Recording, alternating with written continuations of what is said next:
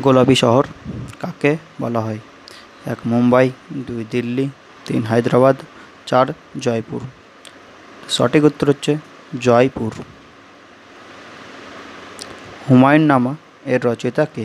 1 হুমায়ুন, 2 বাদায়নী, 3 গুলবাদন বেগম, 4 নূরজাহান। সঠিক উত্তর গুলবাদন বেগম। বৈষ্ণব ধর্মের প্রথম প্রচারক কে ছিলেন? 1 নামদেব, 2 নানক, 4 কবির, 4 রামানন্দ। তো উত্তর হচ্ছে রামানন্দ। দিল্লির প্রাচীন নাম কি ছিল? 1 গয়া, 2 ইন্দ্রপন্থা, 3 অযোধ্যা, 4 কামরূপ। তো উত্তর হচ্ছে ইন্দ্রপন্থা। উপনিষদগুলিকে একত্রে কি বলা হয়? 1 বেদাঙ্গ, 2 বেদান্ত, 3 শ্রুতি, 4 স্মৃতি। সঠিক উত্তর বেদাঙ্গ।